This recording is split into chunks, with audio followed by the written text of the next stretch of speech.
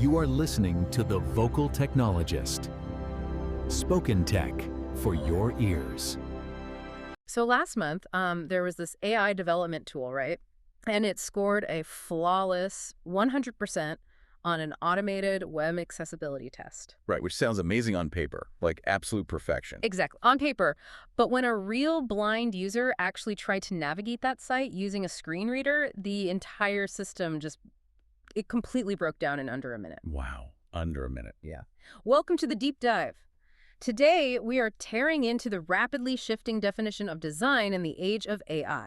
Because the definition is, it's changing faster than most people can keep up with. It really is. And for you listening, we're pulling from a curated stack of daily design industry newsletters from May 2026. Our mission today is to cut through that relentless noise. Yeah. All those daily software updates and tool releases. Yeah, to figure out what actually makes a product or a brand or an interface valuable today, especially when artificial intelligence can generate a perfect mock-up in like 3 seconds. Right. We're transitioning from this era where a designer's worth was tied to their speed, being a faster pencil, The faster pencil, exactly. to a reality where human taste and literal physical constraints are becoming the ultimate competitive advantage. Because building an app or a brand used to be kind of like assembling a mechanical watch.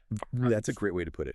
You had these teams of people meticulously placing tiny gears, wireframes, logic flows, pixel grids. And just hoping they would all tick together smoothly. The value was in the precision, the manual labor. But now artificial intelligence has completely conquered that visual polish and speed. Yeah. The craftsmanship of rendering is effectively, it's a solved problem. It really is. And the financial data coming out of the industry right now is just staggering. I mean, look at Figma. Oh, yeah. Figma's stock just surged 46%. 46%. They hit $333.4 million in Q1 revenue alone. And the underlying driver for that surge is what tells the real story here. 60% of their high-value customers are heavily using their new AI design tools. Every single week. Every week. They even introduced this native design agent that just lives right on the canvas. So instead of a designer spending, 6 hours manually adjusting padding or layer names across 50 screens, They just talk to the agent. yeah, they just tell it what to do. It fundamentally changes the mechanism of design work. The agent processes the component library, it understands the design system's logic, and then it just executes bulk edits instantly. And Google is pushing this even further with Gemini, right? Oh, absolutely. They're natively embedding Canva and Adobe toolsets directly into their chat interface. So you can start designing a highly complex project through a simple chat prompt. Exactly. Before you even open a creative application. That's wild. And then there's Google's new Pomeli framework, the one built with DeepMind. Right, the brand builder. Yeah, because it doesn't just generate a logo, it synthesizes an entire brand identity for a small business from scratch. It analyzes market positioning, establishes a tonal voice. Generates the brand book. It creates social campaigns, and it even outputs a one-click website builder. It is basically a complete self-contained creative agency in a box. I mean, even Google's consumer app, the new one called Pix, which runs on that Nano Banana model, by the way, it lets everyday users seamlessly edit and resize and translate image elements. Competing directly with Canva. Correctly with Canva. For you listening, if you've ever felt intimidated by professional design software, that barrier to entry has basically evaporated.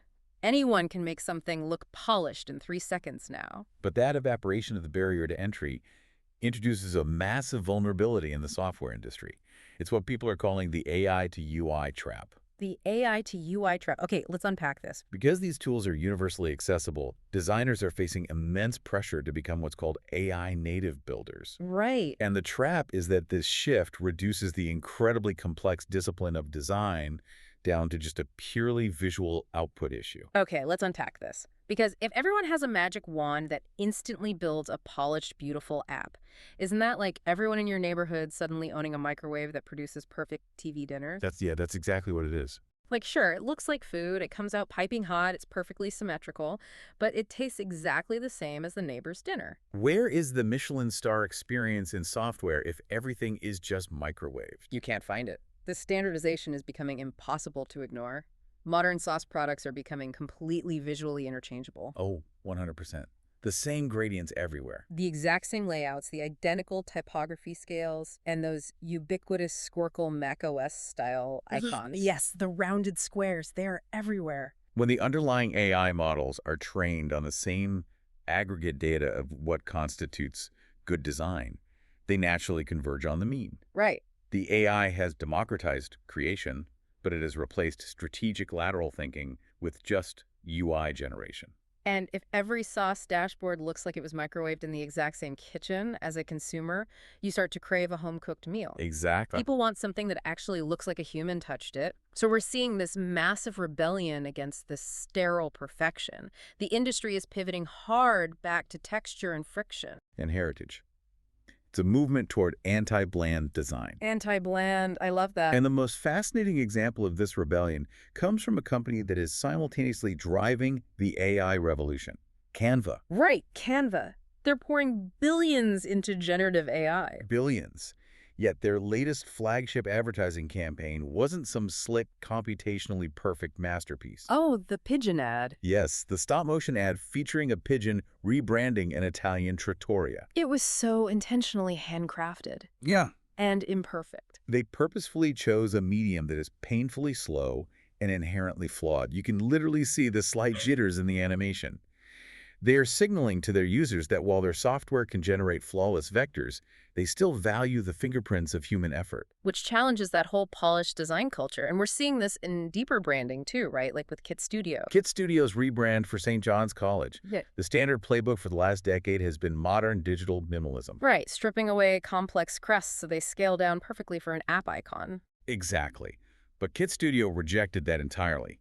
They restored detailed, hand-drawn craftsmanship to the historic coats of arms. Because it preserves the warmth and heritage, and Imperial College London did something similar. They did. They abandoned the monolithic brand structure. Instead of one unified logo, they gave every single department a unique, highly individual eye logo. The aeronautics logo feels totally different from the chemistry one. It leans into community pride rather than loud corporate uniformity. We even see this in grooming and wellness. Look at LEO, the men's hair loss brand. Oh, their recent campaign was so striking. They completely ditched the glossy, hypermasculine aesthetic. Completely abandoned it. Their photography heavily features freckles, visible tattoos. Imperfect hairlines. Yes, it feels honest. Because when you see a hyper-polished image today, your brain just assumes it's AI generated. Seeing a genuine flaw builds trust. What's fascinating here is that the new competitive advantage is fundamentally design taste. Design taste. It's no longer about generating an attractive screen. It's about having the restraint to impose constraints, to maintain a coherent identity and preserve emotional warmth in this ocean of sterile perfection. Well, I have to push back on that definition of taste for a second. Let's look at Spotify. They recently did that temporary 20th anniversary logo change where they swapped their hyper-minimalist green icon for a literal disco ball. Right, the textured disco ball. And the reactions were wildly mixed. Some loved the nostalgia, but a huge portion of users thought it was messy and cluttered. So does taste just mean intentionally making things a bit chaotic just to prove a human was in the room? Context and intention are the dividing lines there. Taste isn't just injecting friction for the sake of friction. That's a gimmick. So it has to have a purpose. Exactly. True design taste requires a deep understanding of resonance. Spotify was leaning into nostalgia for a specific, temporary emotional purpose. The danger is assuming forced imperfection automatically equals authenticity. If the messiness doesn't serve the user's actual psychological or practical needs, it feels just as alienating as AI perfection. And serving the user's actual needs, that exposes the most profound blind spot of AI, doesn't it? It really does. Because beyond aesthetics, beyond just looking human, we hit this unforgiving wall. AI does not have a body. No, it doesn't. It fundamentally cannot comprehend the physical or cognitive realities of how you and I actually experience the world. And that blind spot is exactly why that lovable AI tool failed that accessibility test so spectacularly in your intro. Oh, right. Let's get back to that. How did it fail if it scored 100% on the automated test? Well, the mechanism behind that failure is incredibly revealing. An AI understands a website by parsing the document object model, the DOM. Okay, the code structure. Right. To the AI, it's a flat hierarchical map of code. It made sure every image had an alt tag and every button had a label. That's why it passed the automated test. But a human using a screen reader doesn't experience a website as a flat map. No. They experience it as a linear tunnel of sound. And the AI just completely failed to grasp that temporal, linear experience. It skipped critical heading levels, leaving the user totally disoriented. It mismanaged the focus states in the drop-down menus. Effectively trapping the user in the menu. Exactly. Yeah. It even triggered a loop of repeated security announcements. Oh, right, the Cloudflare loop. That sounds like a nightmare. And yet, a human accessibility expert logged in from a smartphone and fixed the core issues in under 10 minutes because they intuitively understood the frustration of auditory navigation. AI products are also ignoring decades of established UI psychology. Like, we have this massive weighting problem right now. The spinning wheel. Yes. Generative AI takes a few seconds to process complex prompts, so interfaces are just throwing up these vague spout wheels. But for a human mind, a spinning wheel with no context spikes anxiety. Because we don't know if the system is thinking, or if the internet dropped, or if the app just crashed. Exactly. Human cognition relies on feedback loops. A progress bar or a detailed log reduces anxiety. AI tools designed for computational efficiency, but they need to design for human peace of mind. Good tools shouldn't just make users faster. They have to make users better by keeping them in control. We see brilliant applications of this in apps like Sea Hero Quest. Oh, that's the mobile app that turns cognitive tests into games, right? To detect Alzheimer's. Yes. It measures subtle human behavior's reaction times, micro-hesitations in navigation, spatial memory. Designing that requires an empathetic understanding of the human mind that a language model simply cannot synthesize. And then we collide with the physical reality of hardware. Like Apple is testing a return to a new titanium alloy for future iPhones. Like the 17 Pro and Ultra. Right, because their previous titanium caused severe thermal and weight issues. The phones were getting too hot for human hands to hold.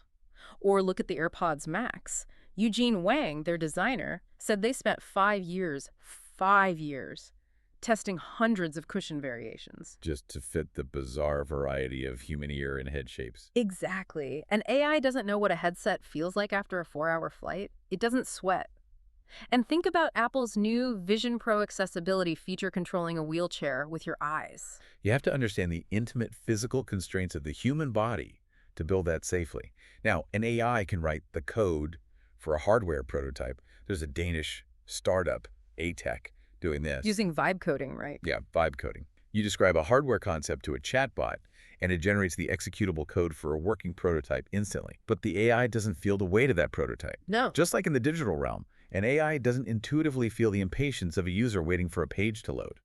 Retail data shows that a mere 1-second loading delay drops conversion rates by 20%. A 1-second delay. That cost businesses $2.6 billion annually. The AI optimizes the code, but it doesn't feel the anxiety of the delay. Here's where it gets really interesting. We treat AI like it's this senior executive designer. But in reality, it's an incredibly fast intern who has never had a physical body. That's a great analogy.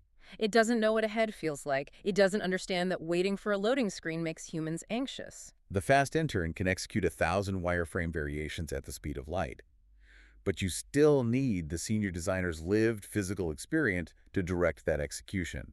Otherwise, it causes a literal headache for the user. So if the AI intern handles the rendering, and we handle the taste, the mental constraints, and the physical constraints, what does the daily job of a designer actually look like now? The discipline is undergoing a massive architectural shift. The role is transitioning from a faster pencil into an AI experience architect. Okay, AI experience architect. The actual execution layer design engineering is basically manipulating web elements via drag-and-drop and conversational prompts. So it collapses the formal handoff between designers and developers. It eliminates the translation layer entirely. And this shift heavily favors small, lean design system teams. Pods of 2 to 5 people who can move incredibly fast without formal handoffs. But moving fast can backfire if you lose sight of the experience. Look at Microsoft. They just launched a new Windows Insider panel because they realized they rushed their Copilot integration. Right, they were losing users to macOS. Exactly, because macOS has that polished, cohesive experience. Microsoft realized they desperately needed real human UX feedback to course correct. The architecture of the experience always matters more than the velocity of the feature release. Airbnb is demonstrating a masterful balance of this. They're heavily utilizing AI behind the scenes for host onboarding and customer support. But they're expanding into highly physical, curated experiences, boutique hotels, luggage storage. If we connect this to the bigger picture, fixing UX in the design phase is 100 times cheaper than fixing it post-launch. Robert Polacek from Rose Bernard Studio articulated this perfectly. AI belongs behind the curtain. Behind the curtain, letting it handle the mundane stuff while humans focus on the big picture systems. So what does this all mean? For you listening, whether you're a solo founder or leading a 50-person team, when you build your next project, you can't compete with the machine on speed. You have to compete on empathy. We are crossing into a golden age of human-centric design. AI does the heavy lifting, but human empathy, physical reality, and messy creativity hold all the actual value. The microwave handles the cooking instantly, but you still have to curate the menu and set the table.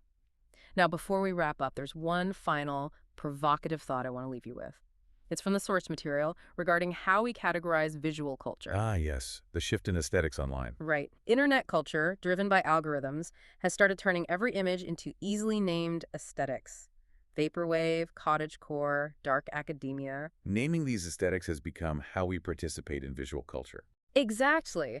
But if naming aesthetics is how we interact with design, and an AI can instantly generate a flawless image of anything we name, are the designers of the future going to be less like visual artists and more like cultural linguists? It shifts the power dynamic from the mastery of the brush to the precision of the vocabulary. The person who can articulate the cultural moment wins. So ask yourself, what aesthetic are you inadvertently prompting right now? Is it an intentional choice based on human empathy, or is it just the default setting on your magic wand? Thank you so much for joining us on this deep dive. Keep questioning the defaults, everyone. And we'll catch you next time.